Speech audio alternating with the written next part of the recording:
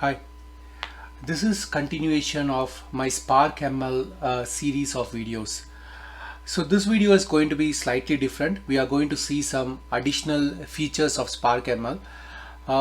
The most of my previous video, if you have noticed, I use Databricks Community Edition to run the Spark job. Now I got a lot of queries. Can we also run this in a local computer or in colab? So this video I'm not going to use Databricks. I'm going to use colab to run Spark ML job. So we are going to install Spark and then we are going to use Spark ML pipeline. Not only that, typically Spark does not have an great visualization capability. It's a good big data processing framework, but it does not have visualization capability. And when you're doing a machine learning pipeline, you may require to visualize the data. In Databricks, it was easy. There's a display capability available. But how will you do it in colab environment? So basically how we can get the Spark data into pandas and visualize it. That is also something we are going to see. And one more very interesting feature we are going to see is how we can use AutoML. We are going to use H2O AutoML. H2O has a component called sparkling water. We are going to use that along with a Spark data frame and also get that AutoML component into a Spark pipeline and then use it. So we are going to see all these things in this video. So let's get started. Now coming to Spark installation. So what we are going to do, if you see here, like these are the 4 steps that you need to do. Spark is developed on Scala, so it requires Java JDK. So the first thing we are going to do is we are going to get install OpenJDK 8. We are doing an apt-get install. Then once we install JDK, we are going to download the Spark library from the Apache website. So I'm going to download Spark 2.4.5 and I'm going to download it and I'm going to unzip the binary in the local folder. And finally, what we are going to do is we are going to install Find Spark. Find Spark is a framework that will just help you find the Spark that is available in the local component, and it calls the init method of the Spark.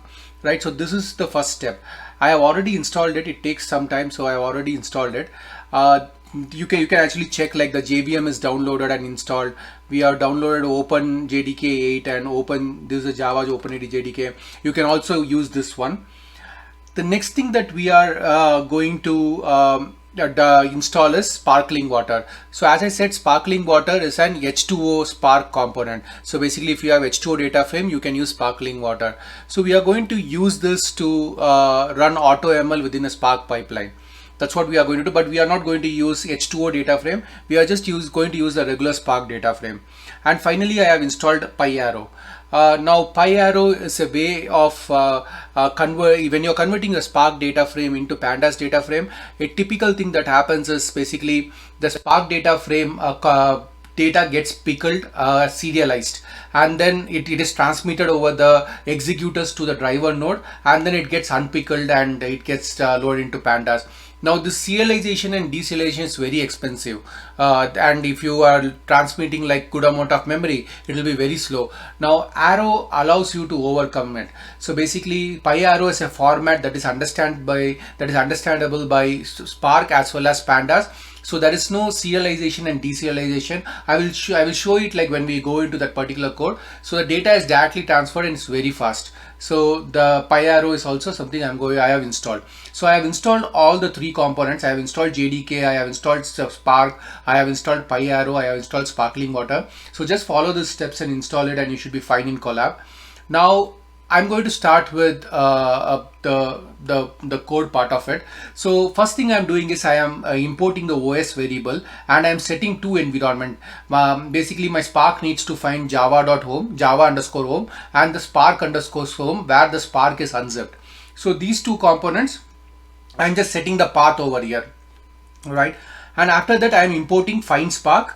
And Find Spark will basically use the Spark_home variable and Java_home variable, and it will call the Spark init method, right? And after that, what I'm doing now, the Spark is available, so I am importing the Spark session. So in order to start a Spark, we need a Spark contest, or we need a Spark session, and that's what I'm doing now. Once we have Spark session, it is very similar to whether you run on Databricks or any other environment. So in the Spark session, what I am telling is my Spark session, the master is in local because it's collab. I don't have a distributed environment, the master slave architecture. My master is going to be the local environment, and I am creating a Spark session. So it will give a Spark object, and this is the Spark object we are going to use down to build our pipeline and everything, right? And then I'm setting kind of a memory parameter. So when you execute Spark, you control how much memory you want to give executor and driver and everything. So I have just set 4 gig and 4 gig. It is very high for the data set we are going to use. But just that, like because we are running AutoML, I want to make sure that we have enough memory. Before setting the memory, just make sure, like in Colab, when you click on the top, it will show you how much RAM is allocated to you. So for me, 12 GB of RAM is allocated. So make sure that this is not greater than that. Keep it at least, like leave some at least 40-50% space over there. So I'm just setting this. You can also run with the default setting, but the reason I'm showing is when you want to run as a Spark submit in production, you have to set all this parameter. So if you want to test it on Colab, you can do that as well. So let me run this, and then what I'm going to do is I'm going to download the data set. So what I'm doing is I'm just importing the sys and temp file object. I am creating a file called create.csv, and I'm downloading a file from UCI repository. So this is a credit approval data set. Now this data set is completely anonymized. If you see typically the Kaggle competition and all, you will not know exactly in some cases what the variable is. Similarly, this data is completely anonymized. We don't know what the variable is. The reason I picked this data is, one is this data is small, so we can complete the AutoML pretty quickly. You can also set some time. I will show you if you want to restrict the AutoML. But at least to show you a different model that is created by AutoML, I picked a small data set. But you can try it with large data set as well, right? So I'm going to run these 3 steps. And then you can basically once this is done, you can basically see, okay, this is basically the what do you call, like the Hadoop that we installed, the Spark that we installed is in the local, and this data I have loaded in the temp directory. So if I do an ls/tmp, I should find my data set over there. So you can see a credit data.csv file is downloaded from the UCI repository. Right, I will talk about the data set. Now the very first thing I'm doing is what I'm doing is I am kind of taking the data set. I'm creating an Spark data frame. Now if you want to see a detailed machine learning end-to-end Spark ML, I would suggest you watch my other video on the top. So I have covered the entire Spark ML pipeline, how to create it. Here I just want to show you Colab, and I want to show you AutoML, right? But you can click the link on the top that is coming in, and you can go into the video and check on Spark ML. I think that one video will cover entire Spark ML components, right? But you can learn it from here as well. I am going to do the same thing, but I'm going to have a little shorter version of it. So what I'm doing here is I am kind of reading CSV file over here, the CSV file that we downloaded. I have given header equal to false. Basically, the file does not have header. So what will happen? It will create _C1, _C2, _C3. So I am explicitly giving name like C1, C2, like column 1 up to column 16. There are 16 columns, and I am telling like infer schema equal to true. Infer schema will infer the data type of that particular based on the file. It will automatically set the data type. So let me run this, and also let me show the data frame to show the initial rows. So this is how the output looks like. Now if you see this column, we don't know what this column means. The company that has uploaded the data set has anonymized it, but overall, like this is how it looks like. Now if you go and analyze the distribution of data, and if you know the domain very well, you can get some information like this particular field looks like more like a gender, and this particular field looks like a age, and similarly this looks like an salary that they are getting. There are multiple aspects that you can infer. But for now, let's think it's anonymized, because when you get an anonymous data in Kaggle, how do you get an idea of what it looks like? You basically do an exploratory data analysis. So we are going to do some exploratory data analysis, and we are going to see like whether the variables are significant or not. Right, so this is the output. I'm quickly going to see the target distribution. The last column that shows plus or minus is the target column. Plus means the credit is approved, minus means the credit is declined. You can see only plus, but there's a minus also. I quickly want to see the distribution of data. So what I'm doing is I am taking a Spark data frame, I am doing a group by, and then I am just doing a count. So it will kind of show me how many positives are there and how many negative are approved. And so it's almost a balanced data set that we have. So it's not imbalanced, so we can just execute a regular techniques that we have. We don't have to kind of balance it, or we don't have to scale the positive weights and everything.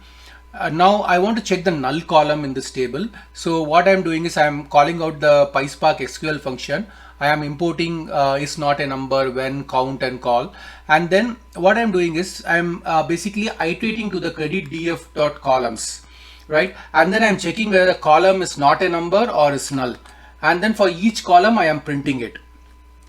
So this is going to show me whether there's a null in the column or not. So it does not have any null, right? But let's analyze further if there is any other problem. So it does not have any null as per this analysis.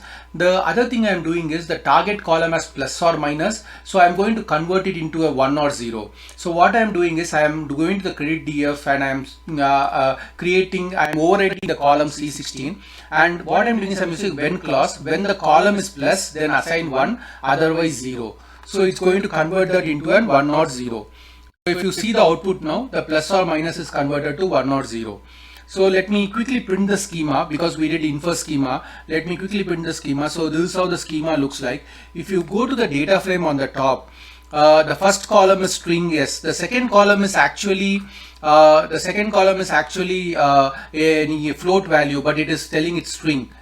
Right, and the third column double is fine, then it's string, string, string, then again it's double. So most of the, if you see this column, this is 0096, it has taken it as string, but it's actually an integer column just because it's paired with 0. But why it did not infer the schema, right? So the best thing to do is you just describe the table. So what it will do is it will quickly create an descriptive statistics of that particular column. Now if you see, for each of the column you get a descriptive statistics, and the C2 column we saw was numeric, was for C1 column it was double. Let's C2 column, yeah, the C2 column here is string over here, but on the top if you see it is an float value, right? So what was the problem? Let's quickly go and check. So basically if you see here, the mean looks good, the standard deviation looks good, the min looks good, but the max value is question mark. The reason is, in this file the null value that is coming in is treated as question mark. So because it's question mark, it is treating that as a string column. So we need to fix the question mark first, right? And similarly there are a lot of other columns where you can find a similar case, like for example the other column that we saw here it is, right, the C14, and there's a question mark even though it's an integer column. So we need to fix these columns.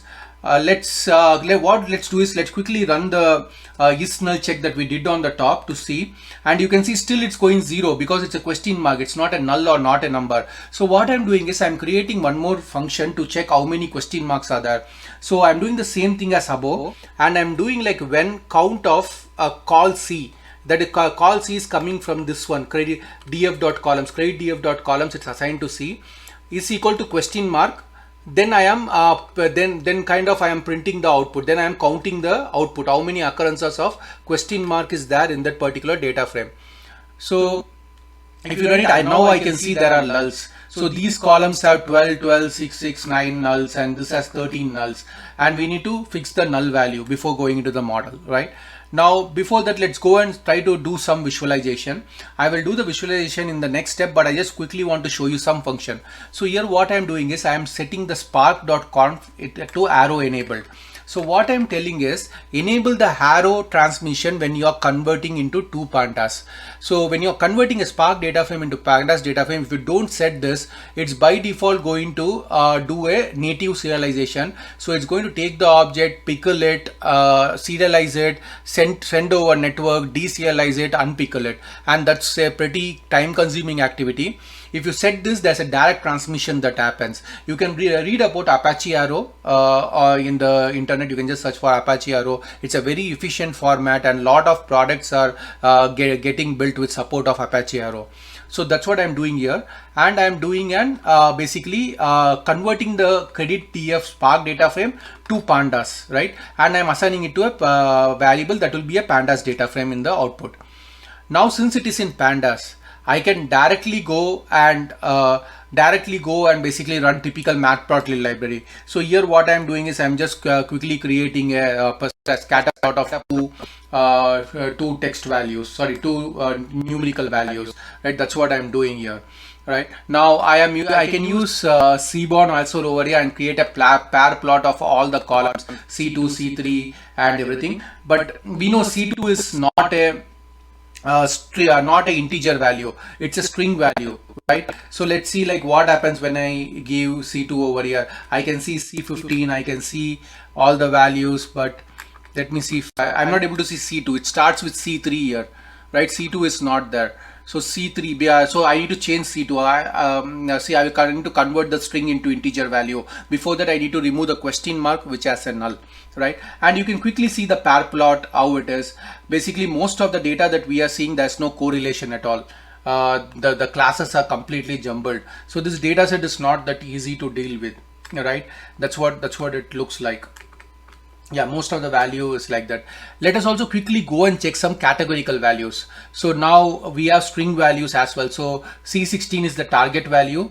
C1 is a string value that we saw. We can quickly do some count plot and check a distribution. And here you can see basically like there are three categories: B, A, and question mark. Question mark is null, so we need to fix it. So in the B category, that's a 56-44% ratio, 53-47% ratio. So basically, see this is the U is defined based on the target, approved and not approved. So basically, there is some pattern to it, right? That's what we can see. Maybe this variable is pretty important. You can see like 0 is red and green is 1. So there is some. It's not constant. It's not like 50-50% everywhere, right? Similarly, I can go and check for C6 column. The same value. Now this has even more categories. So now you can check how the distribution is. So even this variable seems like may influence the target value, right? And similarly, I'm doing one more variable C7. So what I'm doing is, since I don't know anything about the variables are completely anonymized. I'm just doing doing a bar chart and basically your scatter plot and everything to check if there is a correlation between the target value. Some may have correlation, some might not have. It can be a good way of doing feature selection as well, right? So that's what I'm doing it over here. I'll go into detail as we go down, but for now I want to go and fix the data first. So the very first thing I'm doing is I am fixing the question mark, which is null value. So I am importing PySpark SQL functions, and I am doing a basically credit. I'm using the credit data frame. Now I am not using pandas. On the top, if you see, I was using the pandas data frame that we created over here, CRPDF, right? That is CR, that is credit risk pandas. But now I am back to my Spark, because any changes I need to make in Spark. Pandas is just to play around, visualize it, right? So what I'm doing is I'm using my Spark data frame. I'm doing a replace of question mark with none. So I'm just making it an empty value, right? Now let me quickly go and run the null check. I'm just using the count. I'm not using question mark, and see. So now it's able to detect all the null values because the question mark is gone and it's converted into none value, right? The second thing I'm doing is I got two columns. The C2 column was double. It was string, but it is double, and the C14 column is string, but it was an integer. So here what I'm doing is I'm taking the same data phrase. I'm replacing column C14 and C2. C14 I'm casting it to int, and C2 I'm casting it to double. So I'm just making sure the data type is not string. Now since I have fixed the question mark in this two column, now I will be able to convert it. Right? So I'm converting it. I'm quickly checking the schema. right? So now if you see, I can basically see my C2 is also double, and then my C14 is also integer, right? So these two has taken care. Yeah, let me quickly show the output, and now you can basically compare it, right? The C14 column, you add 002 it was prepared, it was kind of prefixed with zeros. Now that is gone because it is converted to integer. Now similarly the C2 column was double, and that is also fixed. So now the null value is taken. I have not imputed the null value still. I just converted the question mark to this one. Now since I have the correct data, let me quickly set my categorical data. What are my category data? So I am creating a list object. I am telling C1, C4, C5, C6, C7, C9, all are categorical values. I am setting a list so that I can use it in my Spark pipeline. I will show you how I am using it. So I am kind of setting it as a list value. I'm assigning these are my categorical values. That's what I'm doing. And let me go back now, and since I have fixed the data, let me again convert it to pandas, and let me go back and see the pair plot now. In the earlier pair plot, the C2 and C14 did not come. Let me see like how it is now. All right, so let's, while this is going on, so basically now what I am doing is I'm just cleaning my data, right? In any ML pipeline, I just want to make sure my nuts are taken care. I just want to make sure my missing values are imputed. I have not still imputed the missing value. See, now in the pair plot, I can see like the C14 value, which was not coming. And also if you go on the top, I may be able to see C2 as well. So C2 is also there, right? I don't see like much correlation on these variables as well. I don't see like a lot of correlation on this numerical value also with the target is also there, C16. So C16 did not come, but I'm not able to see correlation between the variables, right? So there's no linearity between the features. So let me do one thing. Let me now quickly check the box plot of this variable to see if there are outliers, and looks like there are a lot of outliers. So if you see like there are a lot of outliers above the maximum value of a box plot. Here also you can see like outliers. Let me check for C15 variable also, and also C14 variable. So the data set does have outliers. Now I may have to do outlier treatment also. But what I'm going to do for this pipeline, just to show you the capability, I'm going to keep it simple. Again, as I said, go back to my other ML video, and I have covered a lot of things in detail.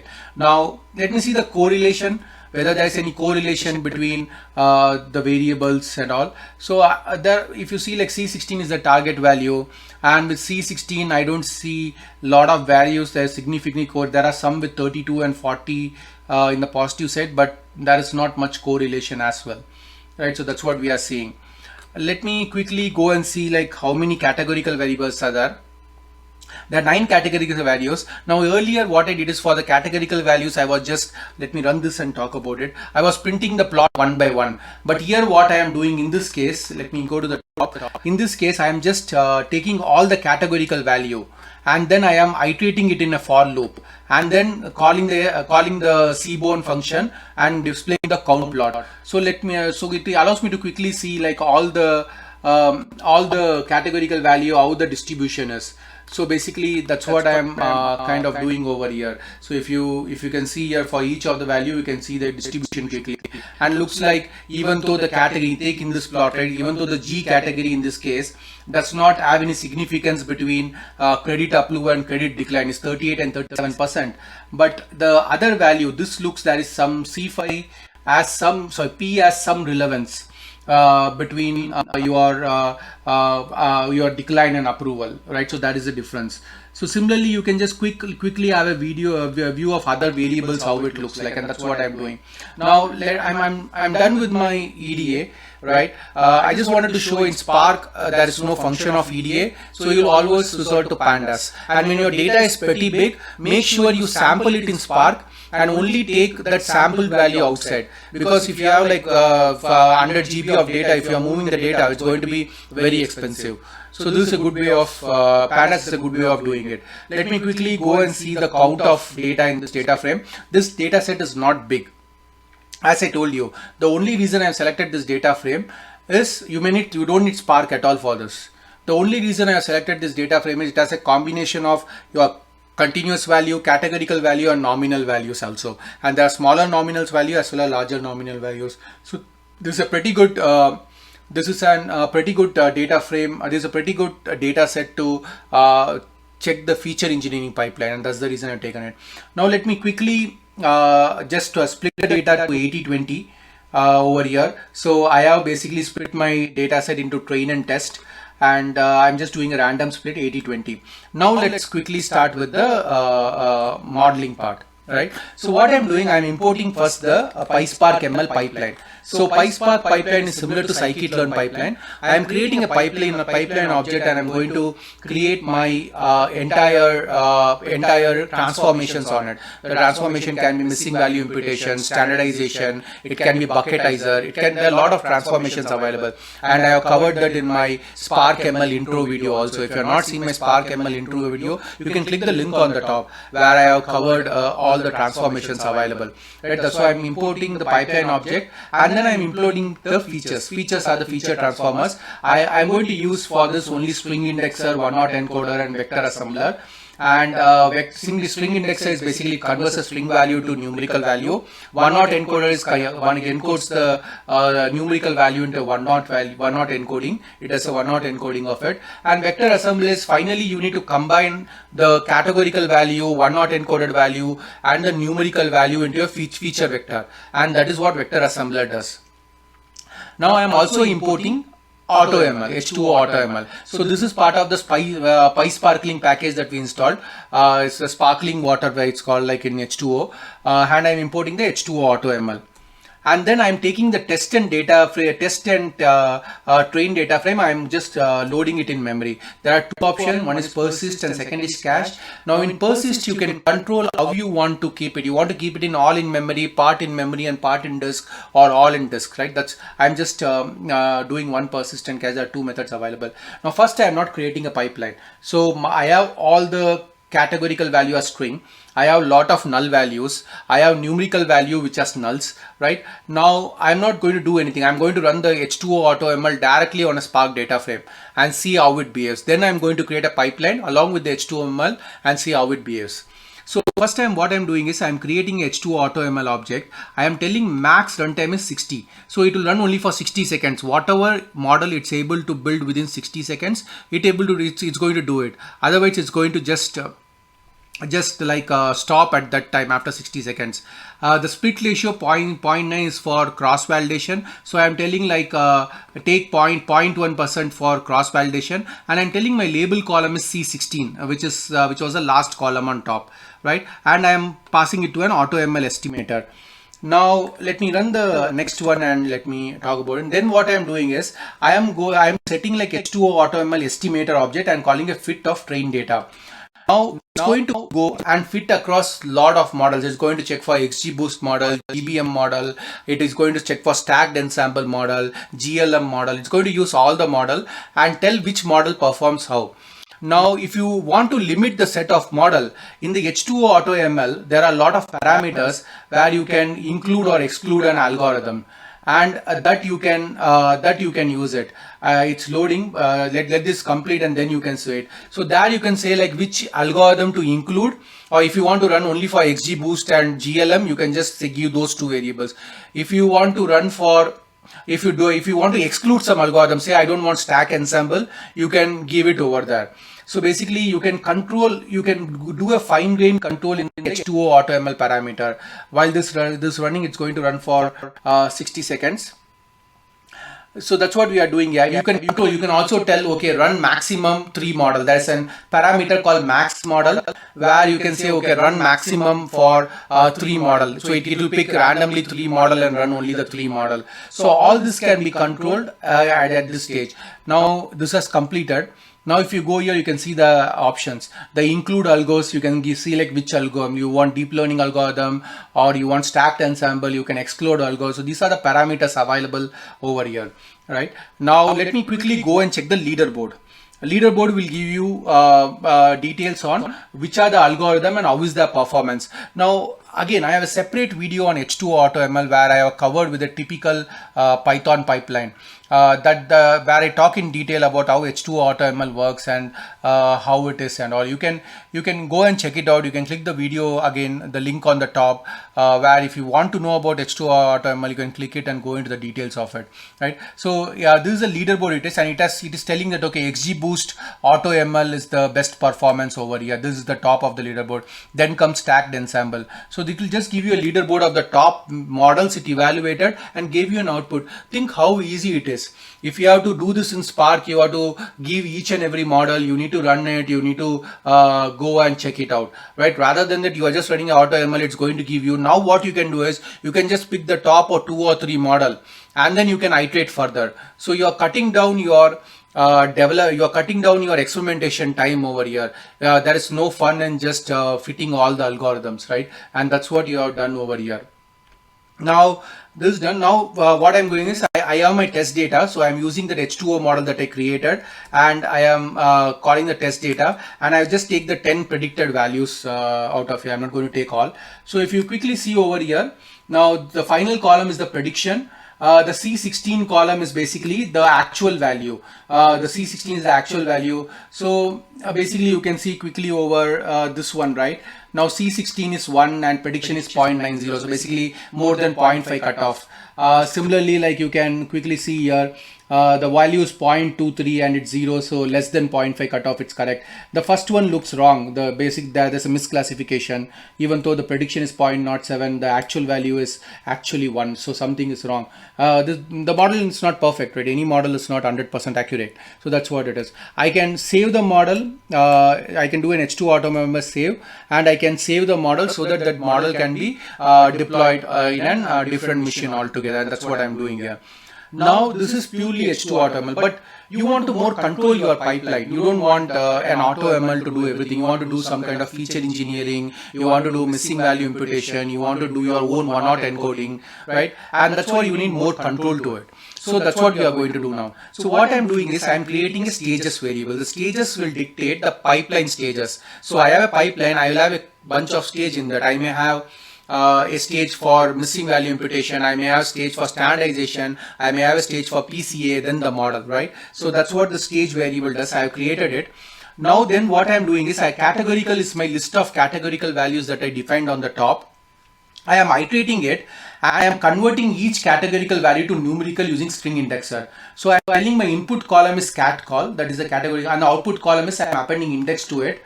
Right, and currently I'm not doing missing value imputation. So what I'm telling is skip the invalid data. So wherever there is a missing value, it will skip it. Right, but if you want, you can create also an imputation object, which I have showed in my Spark ML video. Right, you can create it, but I'm just skipping it over here. Once the numerical value is done, then I am also calling the one-hot encoding object. So the input to the one-hot encoding is string indexer dot get output column. So the string indexer value dot get output column is the input, and the output is I'm just calling the column name and cat vector. So it's going to just create an categorical value over here, and the stages. See now if I have like 8 categorical value, it will iterate 8 times. We have 9 categorical value to iterate 9 times. For each of those iterations, it will create stages over here. So the stages will be a combination of string indexer and your one-hot encoder. Then we have to also take care of label value. Now label value is 1 and 0. So what I am telling is like, okay, you create an input, take the input column C16 and create output column as label and create a label index. And I am putting that also into the stages. Let me run this and let me run this. Yeah. So now these two. So basically I have taken care of my categorical value. I have taken care of my target value. I will tell Spark that that the target value is also kind of which I need to do a string indexer. Now the Spark by default looks for the target value name as label and the input feature vector as features. Right, so that's why I named it as label. So this is pretty important. It has to be label. Let me print the stages now. Now if you see the stages over here, you can see all the stages. There is multiple string indexer and one-hot encoder, and finally there is string indexer, which is a label value. Right, now I have taken care of categorical value. I need to now take care of numerical value.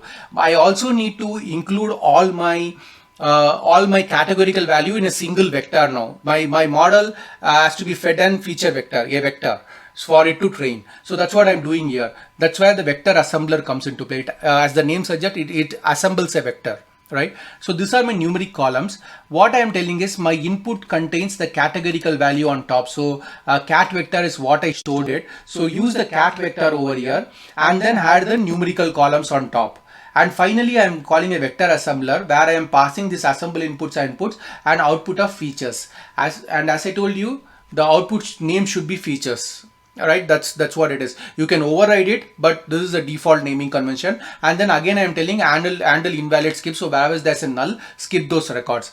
And then I am putting the assembler object also in a pipeline. So now my pipeline contains a bunch of string indexer, one-hot encoder, and vector assembler. Right now I am creating my model. The model is same as top I have created, H2O AutoML, run 60 seconds, and then basically the label column is the target column. But in this case, I am not calling the fit method directly. I am putting that also into the stages. So that's the difference. Now the H2O AutoML is part of my pipeline now, and then I'm creating a pipeline object. So I am taking that and building a pipeline object so that when I feed the data to the pipeline, everything will get executed from each and every stages all together. That's what I am doing here. So this pipeline object will take care of it. Let me get the pipeline.get stages, and you can see now. Right now you can see basically the pipeline has everything. It has a vector assembler and it has an H2O AutoML. But this H2O AutoML is not a model, right? It is just an AutoML object. Now when we start training it, it will automatically run across multiple models, pick the best model and update the pipeline. Let's see that also. So what I'm calling is, I have done a pipeline. I am calling pipeline.fit train data and I'm assigning it to a pipeline model. Right, so basically let me run this. It's going to take 60 seconds because that's the time we have given. So now what is going to happen, this train data, if you see the top is the pipeline, it's going to take that particular data. It's going to go to each and every pipeline object, string indexer, one-hot encoder. These are all each and every column values, right? C1, C2, C3, that's what we are given.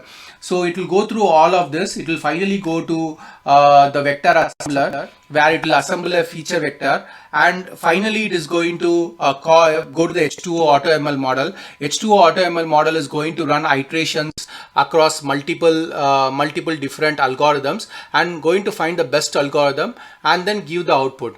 So this is going to run. Now typically the advantage of any AutoML algorithm is it's not going to like automate everything, right? The purpose of AutoML, you are going to run a grid search, or you're going to run any kind of hyperparameter search. It can be a random search or Bayesian search or whatever search you're going to run. Now AutoML runs across multiple algorithms. Even in the Bayesian search, what you're doing is you're setting your parameter space. Right, rather than that you just feed an AutoML, it will run across it. You can set what you want. You want a Bayesian search or you want a random search. It will go across all the models and hyperparameters, picks the best that fits the data and show it to you. Now this is completed. Let me now run the pipeline model.stages, same thing as top. And you can see the vector assembler, the H2O model got converted into a stacked ensemble method. So basically the H2O model found out that the stacked ensemble is the best one and updated the pipeline. Now we have the pipeline. So in what I can do, I can have the pipeline. I can go to the stages of a pipeline. I can go to stages 0, 1, 2, 3, 4. -1 means go to the last stage. So I'm just going to the last stage and I'm just printing the pipeline model and see what it is. So basically if you scroll down here, it's showing all the column. This is what it is, right? Cat vector, like some of the columns we converted into cat. We added cat vector in the end. We added index in the end where when we are converting to numerical value. So you can see everything over here on the right hand side, and you can see your model as well. The model categories, regression, the scoring time, how much time it took, and what is the metric value. Everything is kind of getting shown over here. And finally, what I can do is I can take the data, my test data, and call it transform. so that we are making predictions now, and you will get the prediction output. And one good thing about H2O AutoML is it uses GPU for your XGBoost model, and you can see the GPU is getting used when I created like this on Spark. Basically, when it's training XGBoost, it's going to use the GPU, and the top is the output. And when you go to the end, you can actually see like, okay, the prediction is 0.01, 0.99, and if you go slightly here, you can see the C16 column over here. Okay, C4, C5, C12, C14, C13. Okay, I think this is the C5. Yeah, here it is 0, 1, 1, 0, and then 3 ones. Let us see the prediction how it is. It's 0 and 3 1 1. So first is 0, yes, because this is less than 0.5. Then you have 3 ones. Then it looks almost correct, right? There may be some misclassification again, but we are just seeing some random. So basically this is about running an PySpark model on Colab, and then we are also using AutoML. We did some EDA. So that's about it in the video. This is just an alternative. If you don't want to use Databricks Community Edition, you can always run this in Colab with a few steps of installation. That's it. Thank you.